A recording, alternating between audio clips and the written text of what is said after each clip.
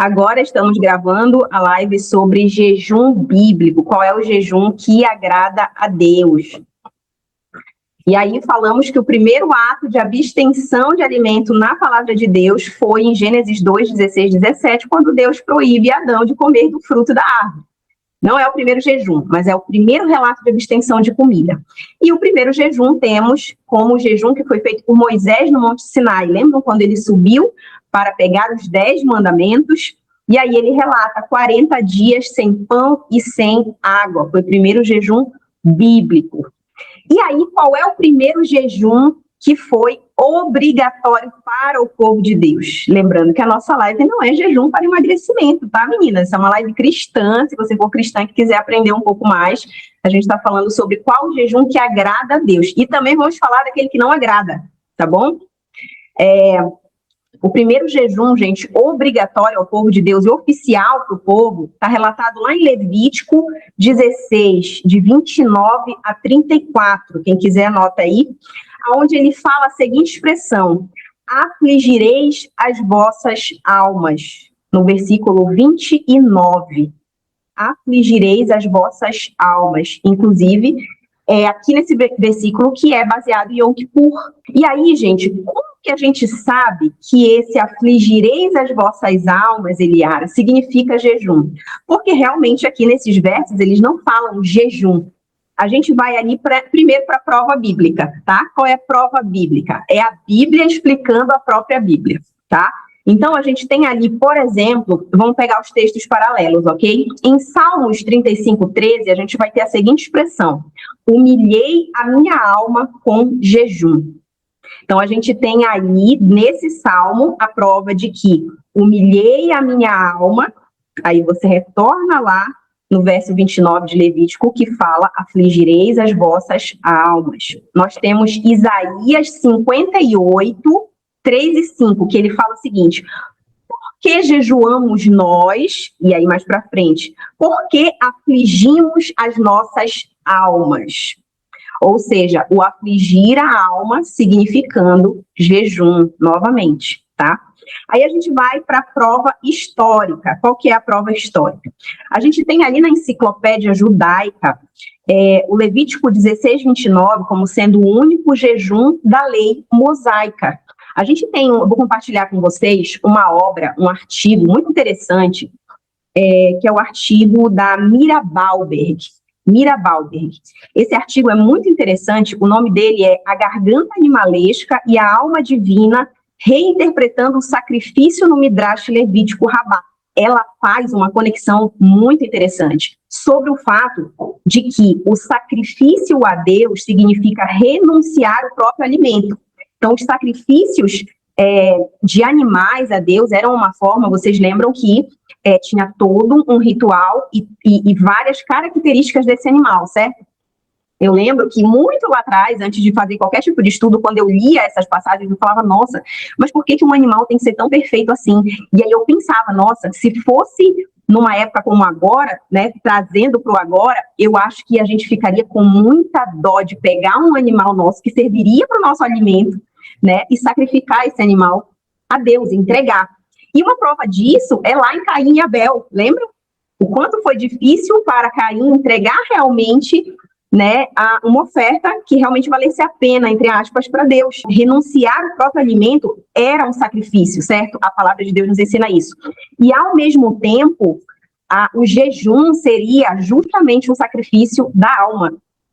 Olha que interessante. Então, é como se o jejum, gente, se equiparasse ao sacrifício de alimentos entregues a Deus, né? Então, quando você jejua, você sacrifica a sua alma. E aí a gente tem a terceira prova, gente, que é a prova linguística. Quando a gente vê a palavra ali, afligir, ela vem do hebraico aná, que significa negar-se a si mesmo.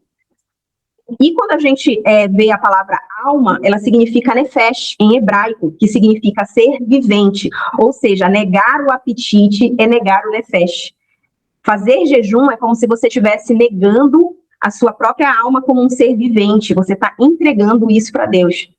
Então, aí a gente tem uma prova linguística. A gente deu aí 3 provas, né? Prova bíblica, a prova histórica e a prova linguística, de que Levítico 16, 29 foi o primeiro jejum instituído ao povo de Deus. Então, gente, quando a gente ouve por aí, por exemplo, esse jejum de emagrecimento, junto ali com um jejum que é tido como jejum bíblico, a gente, no mínimo, está diante de uma heresia.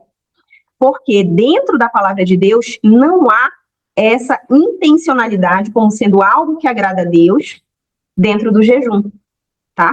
Então, o jejum bíblico, ele não é um jejum de emagrecimento. Antes da gente falar o que é, vamos falar o que não é, tá? O jejum bíblico, gente, ele tem 4 características: arrependimento, clamor diante de situações difíceis, consagração a Deus, como na ocasião ali de Moisés no Monte Sinai, né? E a gente tem também o jejum feito na Bíblia por luto, tá? E a gente vai destrinchar alguns versículos dentro desse estudo para vocês aprenderem um pouquinho quais são.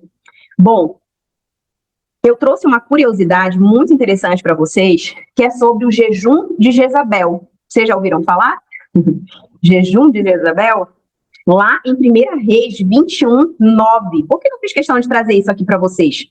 Porque, gente, esse jejum de Jezabel é um dos jejuns que não agrada a Deus, porque a intenção dele foi das piores.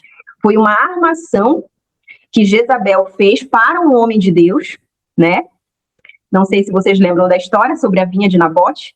Então, ela pediu que o povo fizesse jejum por essa causa, só que ela já tinha arquitetado tudo para que, ao final, ela tivesse aquilo que ela queria ter, né? Que era a vinha de Nabote e a morte, né?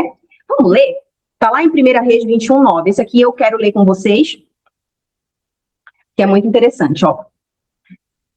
E escreveu nas cartas, aqui Jezabel, escreveu nas cartas dizendo: apregoai um jejum e trazei Nabote para a frente do povo. Fazeis sentar de fronte dele 2 homens malignos que testemunhem contra ele, dizendo: blasfemaste contra o Senhor e contra o rei. Depois levai-o para fora e apedrejai-o para que morra. Ela instituiu um jejum e ela fez isso com uma intenção maligna por trás, né? Tem intenções, gente, que envolvem o jejum, e por isso que eu trouxe essa questão aqui do emagrecimento, que parecem boas, né? A de Jezabel é claramente maligna, mas tem jejuns que parecem bons, mas que refletem a falta de pureza do nosso coração e intenções que não são boas diante de Deus, tá bom? Quando a gente vai lá em Isaías 58, 3, 5, diz assim a palavra de Deus, em Isaías 58, 3, dizendo: por que jejuamos nós e tu não atentas para isto? Porque afligimos, olha só a expressão, afligir a alma, hein?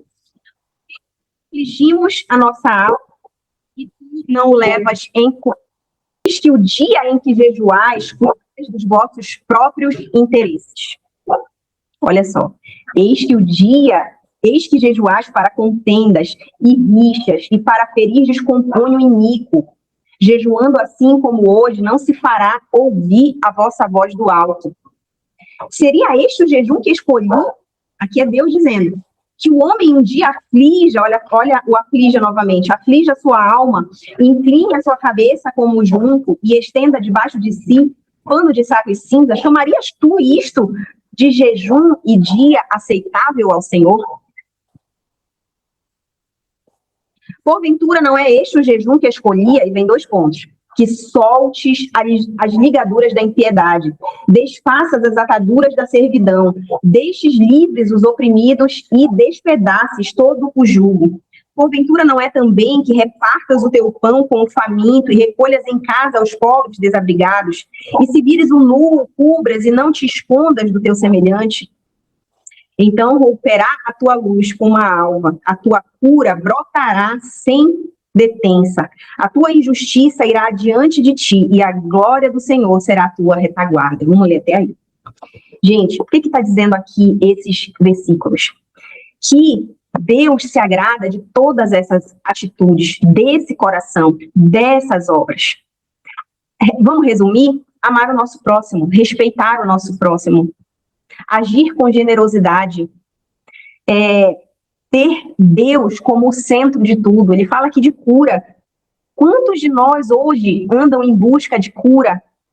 Eu já tive pacientes que chegaram para mim e disseram o seguinte: Eliara, eu já fiz jejum, já ofereci para Deus, olha que interessante, já ofereci para Deus jejum e eu não consegui emagrecer. E aí eu disse para ela, é porque em momento nenhum Jesus nos pede que nós jejuemos para nós emagrecermos. Então não adianta você, gente, revestir esse jejum, né, de uma intenção que por trás, na verdade, só fala dos seus próprios interesses. Esse não é o jejum que agrada a Deus. Quando a gente vai lá no livro de Zacarias 7, de 4 a 6, a gente tem o relato do povo de Deus que jejuou durante 70 anos por conta da ocasião do exílio para a Babilônia. E aí Deus questiona diretamente se o jejum era para ele. Depois vocês dão uma lida. Deus fala diretamente para o povo: esse jejum que vocês estavam fazendo era para mim mesmo? Olha que interessante. Por que Deus fala isso ao povo? Ele diz, inclusive, quando vocês comem e bebem, não é para vocês mesmos? Deus, ele fala isso para o povo porque o povo já havia se acostumado com aquele jejum, entende? Já era uma tradição. Olha que perigo é o de a gente ter as nossas disciplinas espirituais, o que eu acho válido, mas de repente a gente transformar isso em algo que simplesmente é por tradição. Já é uma tradição para mim acordar toda segunda-feira e fazer o jejum tal e fazer a oração tal. Isso é maravilhoso. Mas sabe qual é o perigo disso? É virar uma mera tradição, sem entrega, sabe? Sem um coração entregue. Esse povo estava fazendo a cartilha direitinho. Só que Deus se voltou para eles e fez a seguinte pergunta: durante esses 70 anos em que vocês jejuaram, vocês têm certeza que foi para mim? Olha que interessante. Então a gente tem que ter muito cuidado com isso. Acho que a gente está num tempo maravilhoso. Vamos seguindo. Ainda em Zacarias, no capítulo 7, 13, a gente tem a inutilidade do jejum sendo declarada pela palavra de Deus. Porque jejum sem obediência é rejeitado. Nesses versículos a gente vai ter isso aí, tá? Como eu disse, não vai dar pra gente ler tudo, tá, gente? Senão a gente não conclui. Em Zacarias 7,13, a gente tem a inutilidade do jejum. O jejum sem obediência é rejeitado. Lembram da expressão misericórdia quero e não sacrifício? O jejum era como um sacrifício, certo? É um sacrifício. Só que para Deus, ele prefere o quê? Que antes do jejum venha a misericórdia, que são aquelas atitudes que nós lemos ali no profeta Isaías. Eliara, então, não adianta mais fazer jejum? Adianta sim. Existe o jejum? Sim. No Novo Testamento, na Nova Aliança, nós temos jejum? Sim.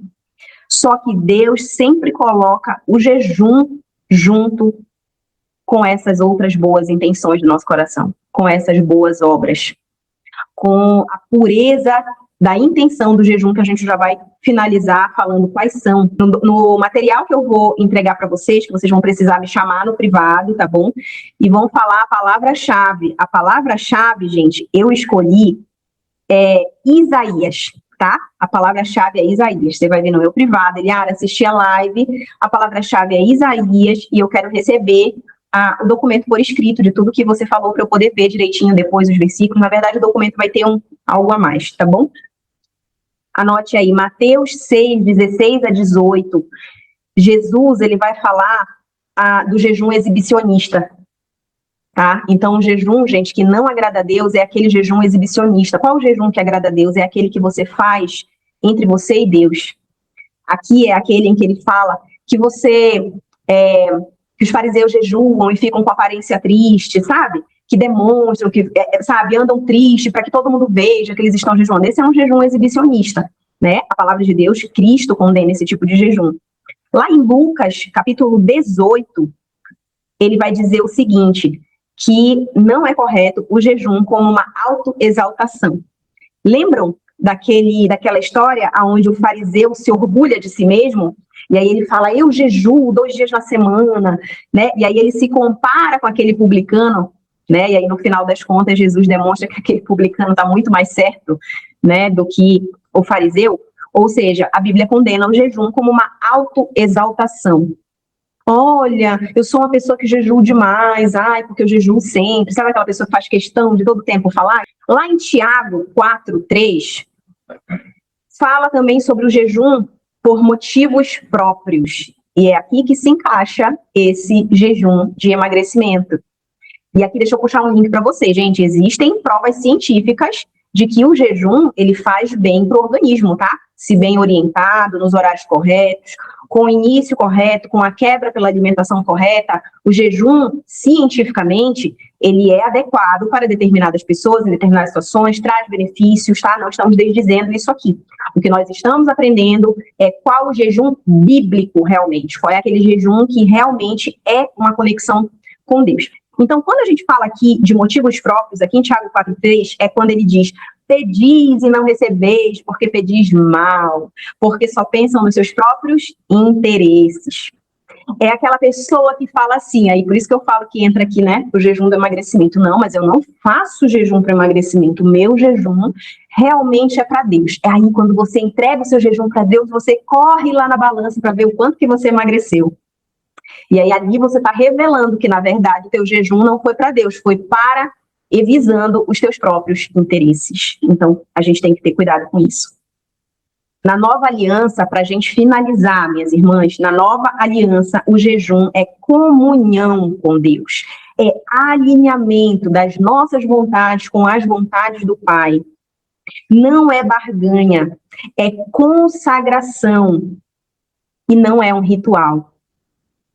Então, se antes, no Antigo Testamento, a gente tinha pessoas que começavam a usar esse jejum para barganhar com Deus, que começavam a usar esse jejum apenas como um ritual, né, como o Senhor Deus coloca ali em Zacarias, né, que era uma mera tradição. Vocês têm certeza que vocês estão fazendo jejum para mim mesmo ou é pela tradição de vocês? Ah, Eliara, mas eu não posso fazer junto ali, eu estou fazendo jejum, mas aí de quebra, né, um jejum bíblico, mas aí de quebra eu já estou alinhando ali o meu emagrecimento e tal. Meus amados e minhas amadas, se a intenção do coração de vocês é esta, não sou eu quem vou dizer, o Pai já sabe. Como eu disse aqui, tem muita gente que entrega o jejum para Deus e corre para a balança para ver o quanto que já emagreceu com aquele jejum que entregou para Deus. E a gente tem que ter muito cuidado com isso, tá bom? Eu quero deixar para vocês lerem Zacarias 8,19, depois vocês leem, tá? Que promessa linda que o Pai nos faz quando nós observamos e obedecemos, né? Obediência quero, não sacrifício, lembram? O jejum ainda é usado e ainda serve para Deus? Com certeza. Com certeza serve para nós nos alinharmos com Deus. Não é que serve para Deus, né? A gente não vai conseguir dar nada, não tem nada que a gente possa dar para Deus, minha gente. Mas é algo que ainda é executado para que a gente se abstenha da nossa carne, para que a gente entre em alinhamento com Deus. É uma disciplina espiritual, sim, que faz muito bem para a nossa vida espiritual, que abre os nossos horizontes, os nossos olhos para o que Deus tem para fazer na nossa vida, na vida dos nossos semelhantes. Mas lembrem, é sempre o jejum somado às boas intenções do coração, porque é isso que o Senhor olha. O Senhor olhou para o coração de Abel antes de olhar para a oferta de Abel. O Senhor olhou para o coração de Caim antes de olhar para a oferta de Caim. Ou seja, a nossa oferta de jejum, ela vai ser vista pelo Senhor, mas antes dele olhar para a nossa oferta de jejum, ele vai olhar o que tem por trás. Quais são as nossas intenções ao fazer esse jejum? E para finalizar, eu quero deixar uma frase para vocês, que eu escrevi aqui, que eu quero que fique cravada no nosso coração, que é o seguinte: o jejum, minhas irmãs, ele não acaba quando a comida volta ao prato. Ele se desdobra em consciência e amor prático, tá? Então, a entrega do jejum, ela não acaba quando o alimento vem para sua boca, não acaba quando o alimento vem para o seu prato. Ele se transforma nas nossas atitudes de amor para com as pessoas que estão ao nosso redor, para com o reino de Deus, para aqueles que nos rodeiam. Meu Senhor e meu Deus, obrigada por esse tempo, por essas mulheres que se dispuseram a participar desse estudo, Senhor. Como é difícil ter pessoas que verdadeiramente querem conhecer mais da Tua palavra sem nenhum benefício, Senhor. Sem que de volta ou de retorno, Senhor, se tenha alguma coisa palpável, mas simplesmente por Te buscar, por Te adorar, por querer saber, Senhor, qual é a Tua vontade para nós. Então eu glorifico, Senhor, ao Senhor e Te honro com a vida dessas mulheres, Senhor. como foi maravilhoso poder estar aqui falando do teu nome, dando esse estudo, Senhor, e que possa ter feito a diferença na vida dessas mulheres, que elas reverberem isso, Senhor, para outras pessoas, e que assim o teu reino, Senhor, seja manifesto em todos os lugares por onde quer que elas vão, e que a boca delas seja a tua boca, Senhor, em todos os lugares por onde o Senhor as colocar. É o que nós oramos e já te agradecemos em nome de Jesus. Amém e amém. Obrigada a todas vocês, tá bom? Deus abençoe. Fica aí um grande exercício, né, Marta? Tem vários versículos para estudar, né? Muito obrigada, querida. Amei, amei. Eu anotei bastante coisa. Deus abençoe grandemente você. Obrigada também.